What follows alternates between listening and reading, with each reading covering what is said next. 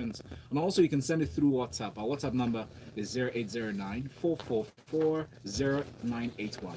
We'll be taking comments and observations on the first story from the corporate MC, Nwaji. Our first story is brought to us from the Premium Times. Nigeria Anti-Trafficking Agency sacks 6 staff members for demanding bribes and sex. Bribes from suspect sex from trafficking victims. We're talking about NAPTIP, the National Agency for the Prohibition of Trafficking in Persons. They've been very active over the last couple of years. They have been very vocal about their successes or their struggles. And right now, we've been told that in Abuja on Thursday, the head of press for NAPTIP, Stella Nezan, came out and said, well, management's actions are the peak of a series of internal disciplinary measures that we've taken towards strict compliance with provisions of the civil service rules and other extant labor laws, saying that this could be damaging to the agency, could be damaging the trust of the agency, but they're dealing with this severely. What are your thoughts as to how they've dealt with this? From a narrative point of view, they've dealt with it very well, so I'll give them kudos to that. For me, anything and any time you get in front of a story, it definitely allows you to take control of your own particular narrative. But for me, the larger question and conversation is that this is what happens when corruption is at bay. It begins to affect the very fabric and very ethos of any kind of fundamental philosophy to life that you have.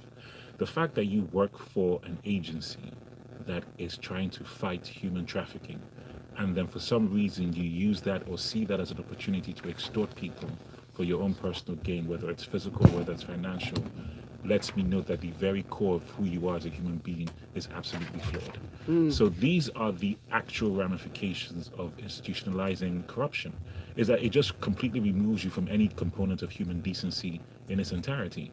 So when you now get into the meat of the story as to regards to what they're extorting from people, and it's really shameful because these individuals who have been trafficked, who are victims of this particular thing, are going through probably some of the most traumatic experiences in their life. Yeah. And if you cannot look at these people as victims of their own circumstances, whether they chose to be moved or not be moved, whatever the case may be, and not see that as an opportunity for you to enrich yourself or gratify yourself, then there's something fundamentally and something quite evil about that. And then these are just the ramifications of corruption that are at play, that don't have consequences and allow you to just be free with your stupidity. Now, it's not just the victims that we've seen them target. These officers have targeted their own colleagues. One of the things that we're told in the story is that they provided information about the operations of NAPTIP to outsiders for a fee. Now, it tells us that, yes, they have been sacked. They are being penalized for financial misconduct in certain cases. I know where you're going with this criminal. You're talking about criminal prosecution, right? Yes. Yes, that's the next step. So for me, it's one thing to handle the narrative, but can we throw these people in jail? Can they be brought to book? Can we put some systems in place? Because frankly speaking, what they have done, they deserve to be locked in a prison cell. Okay, thank you very much for that. Up next, let's talk football. It's rare that it makes it into Freshly Pressed pages, but we must. And the reason being that it is about the statute itself governing the Nigerian Football Federation. So the Guardian newspaper reports that Pinnick gets a second term and promises reforms in the governance structure and statute. Now, it was by an overwhelming majority. The elections were held in Katsina. It is his second term. Nwaji Jibunoh is winning, and that's rare. He's only the second person since the late Father Dennis Slattery in 1957. It's a long time ago. It's not really even Nigerian. But what are your thoughts on this, Gbolahan? Well, considering as well the drama that has existed in here. Exactly. I was just going to make references, or at least take us back a few years back, which was about 2014, where there were two factions, and then there were two leaders anyway, which is Giwa and also Amadu Pinnick as well too. They had two factions, and both of them were both elected as the president of the NFF, and this went through a long legal process, went as far as the Supreme Court, and as at 5 months ago, the Supreme Court finally gave judgment that there had to be a retrial. And this brought a lot of controversies as well too, because of course we know what the FIFA rules are with interference from the government anyway, interfering with football rules and the football officials as well too. So there were a lot of issues, and I think the vice president had to wade into this at some point in time. I think it was settled, then Giwa I stepped down a little bit, and this is actually giving room for this now at the moment now. So it's refreshing to actually see that there's actually been a proper electoral process that has taken place now, and he's actually won now. And I hope there won't be any disagreement in this. When we look at, he won by an overwhelming majority. It actually says the closest person to him, he got 44 votes, and the closest person to him had 8 votes. Yikes. So, that should actually settle the dispute anyway and going forward. But he's actually promised reforms as well, too. So we're looking forward to the reforms that he's going to be working on, and we hope that, going forward, we wouldn't actually have such issues happening in the Football Federation. We know how important football is to the nation. Thank you very much for that, Gbolahan. We are very interested in the reforms. You should spell them out for us quickly so we can go ahead and analyze that too. Okay. Speaking of analysis, Lagos leads in data voice subscription, says the new Telegraph. Lagos leading in a lot of different ways, but it also highlights the reality of how many people are disconnected in Nigeria. You see, Lagos accounts for the highest number of subscribers in both voice and internet in Nigeria, according to the New Telegraph. We account for 21.2 million of the total 162.5 million voice subscriptions, as well as 14.3 million for the 100.9 million total internet subscriptions in the country. But yet, according to the president of the Association of Telecommunications Companies of Nigeria, there are still 225 communities in Nigeria that are yet to be able to receive or make voice calls. There are about 20 million Nigerians still without access to the internet. What do you think of when you see this sort of data coming through in terms of the potential for us as a nation, and whether we're actualizing that potential? What are your thoughts? Well, big shout out to the National Bureau of Statistics and a fantastic breakdown of these figures and how they're spread. The last 2 points you made about the communities that are yet to be able to make or receive calls, and then the 20 million Nigerians without access to the internet. You see, when you now hear those statistics, the first thing that comes to your mind is that this is going to contribute to the next digital divide that is going to exist in this space. We had a digital divide probably about 10, 12 years ago, when things now began to come up with data and everything else, and then that gap was closed, but then it shows that there's still a lot of work to do. But more importantly for me, what these statistics now begin to reveal is the potential for investment. Investment in the sense of expansion, making sure you have more capacity, making sure you have you build more infrastructure to allow people to have access to voice calls and to have access to the internet. Why? Because once you are able to make those kind of investments and you now begin to close those gaps, you now create opportunities for commerce. We're living in a particular age where you can actually conduct a lot of commerce through internet and through telecommunications. So basically, it should be an opportunity for investors and also for the telecoms to get out there and really engage individuals, go on a charm offensive to see how much money they can raise. So therefore, they can now be enabled with the necessary cash to be able to build these infrastructures, to close these gaps, and better yet, open up these communities, because that's essentially what you do when you now give people access. Absolutely, and it's very interesting to note, just for those of you who might be curious, yes, Lagos led, but in second place was Ogun State, and third place was Kano, with 8.4 million total of voice subscriptions, representing 5.2% of what exists in the country, and in internet connectivity, they also came in third with 4.9 million subscriptions. That's quite interesting information. And it's a function of population, and it's a function of the commercial activity that happens. So when you have that kind of situation occurring in those regions, you're going to see high access to the internet and high access to telecommunication services. So it's not completely surprising, which is why for me, beyond the fact that Lagos is leading, it's about the lag as well, which is where can you now begin to close the gap, look for the opportunities, and grow and expand in those areas. Indeed. Thank you very much for that. Gbolahan, did you want to chip in something? I know, just facial expressions in the studio. Go watch our facial expressions up on YouTube, which takes us into our fourth story for this morning. Malabu oil deal. Nigerian and an Italian sentenced to 4 years in jail. But usually when we see headlines in that manner, it usually means that they're not the big boys who have been mentioned in this, but it will give you the details, okay? So an Italian judge sentenced 2 defendants in a Nigerian corruption case to jail on Thursday in the first ruling on one of the oil industry's biggest graft scandals. So the Nigerian was Emeka Obi and the Italian Gianluca Di Nardo. They were both found guilty of international corruption and each given 4-year jail sentences. 3 sources with knowledge of the ruling said.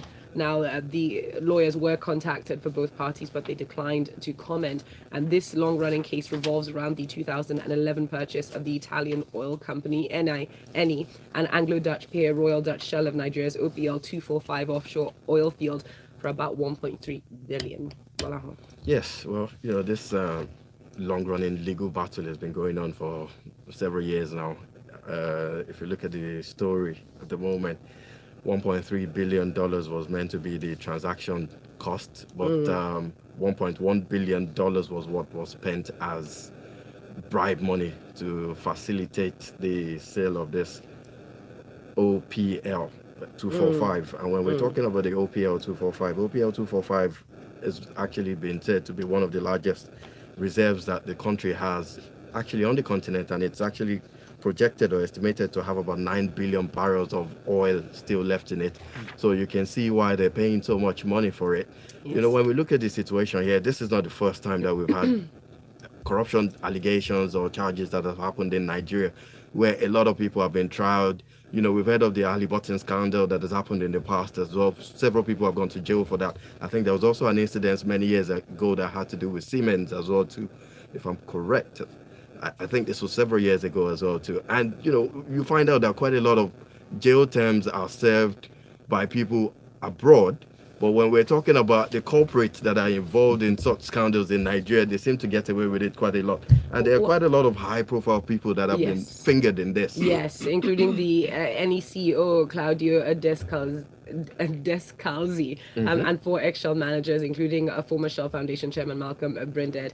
But what was interesting and why this has happened this way so far is that Obi and Dinardo, who were both accused of being middlemen and taking illegal kickbacks, had actually requested specifically for a fast-track trial, which under Italian law will allow your sentences to be cut by a third.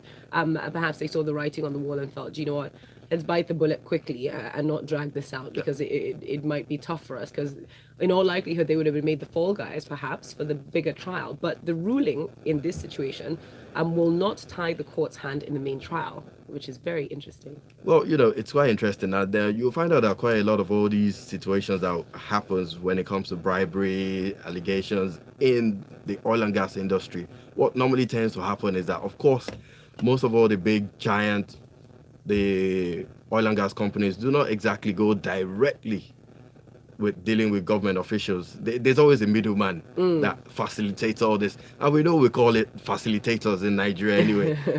It's called that. So it's difficult for you to actually find them going direct to government officials. And that's what this points out. Yeah, and the spokesman for Shell actually had just said, put out a statement in an email saying, neither Obi nor Dinardo worked on behalf of the company, adding that they're actually waiting to see the fast-track judge's written decision, saying based on their own review of the prosecutor of Milan's files and all the information and facts, we do not believe there is a basis to convict Shell or any of its former employees of alleged offences. Exactly. So, it'll be interesting to see what our judiciary takes up in this case, because this matter has been going on for quite a while in Nigeria as well. There's still a lot of controversy as to who owns the OPL 245 in Nigeria as well. The former Minister of Petroleum, Daniel Tebet, is involved in this. The Attorney General, former Attorney General as well. Several government agencies. All right. Government officials, I should say. Thank you very much, Gbolahan. All right, let's move on to our next set of stories. Our next set of stories, actually, the first one is coming from Guardian newspaper this morning. I'll come to you, Nwaji, with this story. So the Nigeria Center for Disease Control, NCDC, has said that 76 cases of monkeypox has been reported in 2018, 37 of which have been confirmed, with one probable and 2 deaths in 15 states. It said the report actually included the cases that were reported on the 7th and 11th of September this month on people who had recent travel history from the UK. Nwaji, when we look into the story, does this raise a cause for alarm? Anything that has to do with communicable diseases should raise a cause for alarm, and I think people should inform and arm themselves with as much data as possible around it, especially when these things come out as early as they do, given that they're actually quite preventable as well. So when you get into it and you now begin to understand what monkeypox is, and I just did some quick research, you now first of all start off with the symptoms that have fever, headaches, muscle pains, swollen lymph nodes, and you somewhat feeling tired. And then you now get into the actual causes of it. It's now caused from oftentimes handling and consuming bushmeat. So we're back on this bushmeat matter once again with regards to how we prepare it, how we cure it, how we preserve it, etc., etc., etc. So people need to be more knowledgeable about the fact that these things are very preventable, and there is vaccination. You can use the smallpox vaccine to go ahead and be able to prevent yourself from contracting it. So this is information I think we need to spread across people. The health agencies need to engage and ensure that people have this information, so that way, once these things, or to prevent these things from now becoming an outbreak in nature, Yes. you can ensure that there's certain things that you need to put in place. This bushmeat thing is also connected to Ebola, which is Yes. where we saw these cases happen, because the reason why it's called monkeypox was because this particular virus was first discovered in a monkey in 1958, and the first time that it was discovered in a human being was in 1970, and that was a result of a human being somewhere in Central Africa consuming a monkey. All right, and monkeys are classified as exotic animals that happen to fall under the bushmeat category. Yes. So we need to really attune ourselves that there is something about consuming bushmeats that are linked to these particular outbreak diseases. So the more information we have, the better informed we are, then we can prevent these things from now becoming catastrophic. Maybe we should all go vegetarian then. Stop Yes, meat. or that's another suggestion. Just be healthier choice options when it comes to your food. Yeah, another concern it raises for me though, identification is one thing, checking it and see how you can control and you whittle down the numbers another. Are health facilities better? Are they equipped enough? Well, I mean, that's a very good point, but we saw we were still being used as case studies when the Ebola outbreak happened with regards to how we handled it and how we contained it and everything else. So I think Nigeria, when we want to do something right, we can do something right. It's just a question of the administration and the infrastructures we put in place. So to answer your question, I do believe very sincerely that we have the capacity to do it.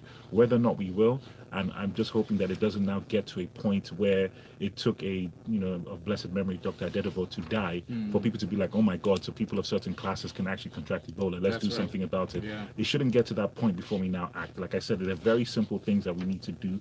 Deploy the smallpox vaccines, make sure people have better information, educate the masses about how you consume and handle bushmeat, and then we won't have this problem. Spoken like a proper doctor, medical doctor. Thank you very much. Awole sends in a comment here on WhatsApp saying, can we just stop eating bushmeat and monkeys, please? Yes, That's just what I said. pretty much. Yeah. Awole, they're not going to listen to you. Oh boy.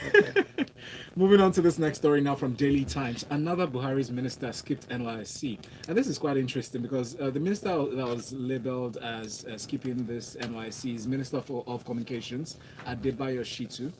They said he failed to participate in the NYSC scheme despite graduating from the then University of Ife, now Obafemi Awolowo University. He graduated at the age of 25, which made him eligible for NYSC and not eligible for exemption at the time. He studied law at Ife, graduated in 1978, proceeded to the Nigerian Law School with all these qualifications. Here's what he says. He said he deliberately skipped the NYSC scheme because he was convinced that his membership of the State Assembly was in itself a service to the nation. Oh, you would expect better from a lawyer, shouldn't you? Lawyers should know better. I'm surprised, making And such he said it with his statements. chest, like, yes, I know my rights. Yeah.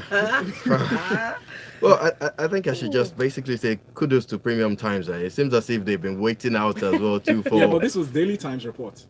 The investigation was done by Premium Premium, Times. yes, Yeah, yes. so the They investigation are was very done by good. Premium They are Times. very good with their investigative journalism. Yeah, exactly. So we need big a lot. kudos to them. We need a lot more of this investigative journalism going on in Nigeria because we don't seem to have enough of it as well.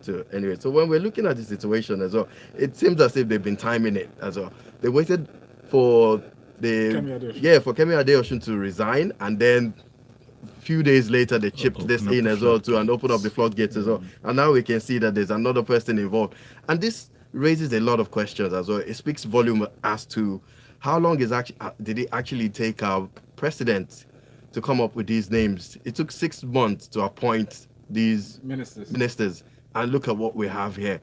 What about the process as well too when it comes to investigation and checking out that there's proper documentation? At least in this case, this is blatantly he didn't actually attend NYSC. He doesn't have a certificate whatsoever.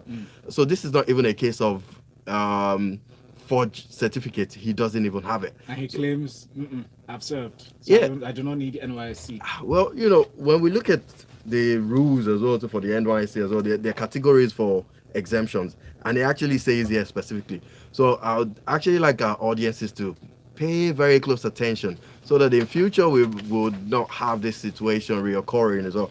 Well, it says here that for you to be exempted from NYSC, you must have graduated above the age of 30, and you should have the second condition is also must have served in the armed forces or the Nigerian police for a period of more than 9 months. The third category covers staff of 4 security organizations, namely the Nigerian Security Organization, the State Security Service, the National Intelligence Agency, and the Defense Intelligence Service. Those are the only people that are actually exempted. So, if you're a member of the State House of Assembly, there's no exemption for that. No security link whatsoever? There's no security latch link. on, okay. You can't latch on to anything. So I wonder what the excuse is going to be this time around. It's rather unfortunate that we're having this situation.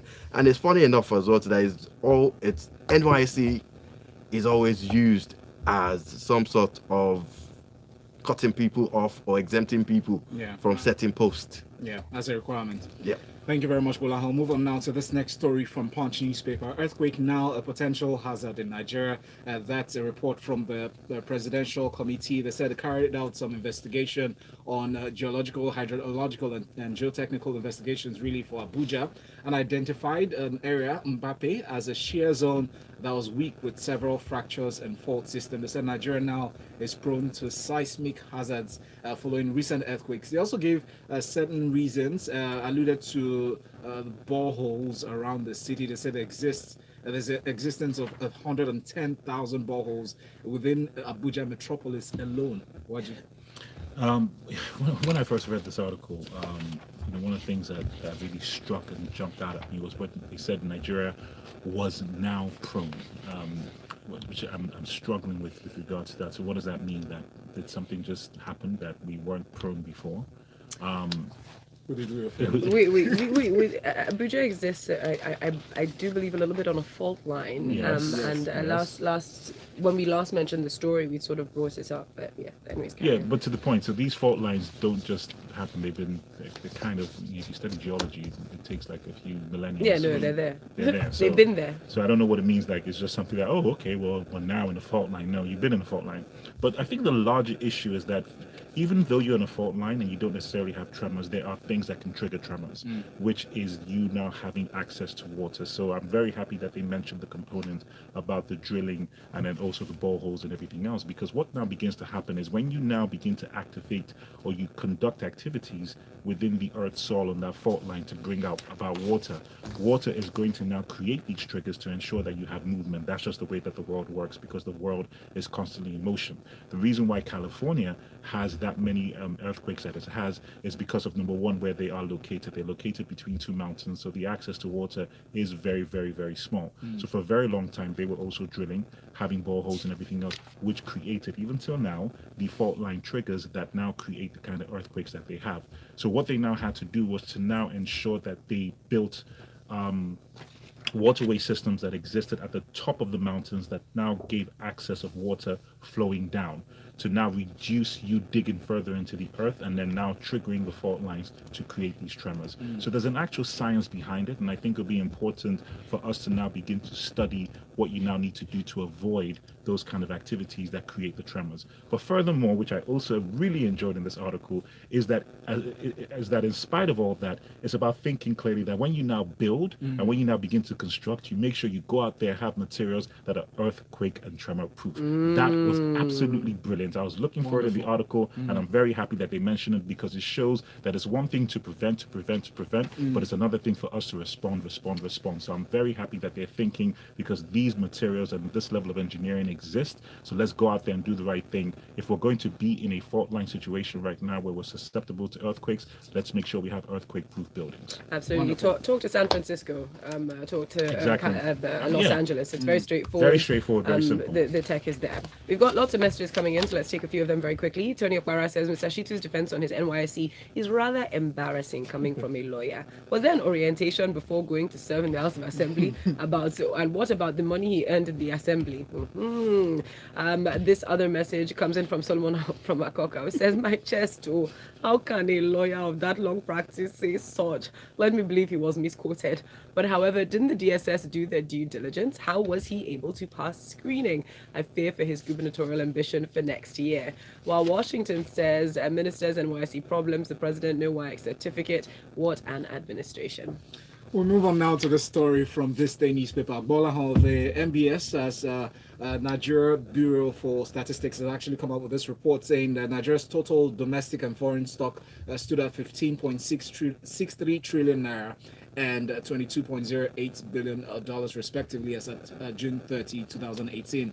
But some interesting parts of this story really reveal that Lagos alone accounted for 14.88% for domestic borrowing, debt borrowing, while Anambra had the least debt profile. And also looking at foreign debt profile, Lagos still leads out of 36 states with 34.17%. Take us through the story, the details. Well, you know, it says a lot anyway. And what this is literally saying is, of course, this was actually made by the Director General of the Nigerian Bureau of Statistics, Dr. Yemi Kale. Yeah. I think we need to give a lot of credit to that agency anyway, because they're coming out with so many information and statistics these days that, you know, back in the days, Nigeria was never really had access to a lot of information, but these days now we get quite a lot of information on time as well, too, which helps a lot in decision making by the government agencies and also the private sector as well. When we look at what this is talking about, it's talking about the debt profile, and it's coming up with Lagos State having one of the highest, or being the highest anyway. It's very scary. And we're looking at the situation where Lagos State is accounting for about 34% of the foreign debt owed, and 14% of the local borrowing as well. What does this actually say? Well, it makes sense sometimes when we look at it, because of course Lagos is actually the commercial center of Nigeria, and when we're looking at the fact that they generate the budget is about 1 trillion naira for 2018, and we're looking at the revenues that Lagos State also generates as well too. The problem that we should be looking out for is, are we able to offset this debt going forward? I think Lagos State is in a position to offset the debt. The issue that we just have is the rate at which the debt is actually being accumulated. And it says a lot to the taxpayers as well too, because at the end of the day, it's the taxpayers that is going to end up paying for it. And so what we should be doing is obviously holding Lagos State government accountable to this borrowing as well, and ensuring that the money is being utilized judiciously and not being spent by Lagos State, open your books, please. Yeah, open your books. And a very important aspect is also speaks to is the poverty rate. It said has dropped for the calorie threshold from 3,000 to 2,500. So let's hope we move very far away from being poverty capital of the world.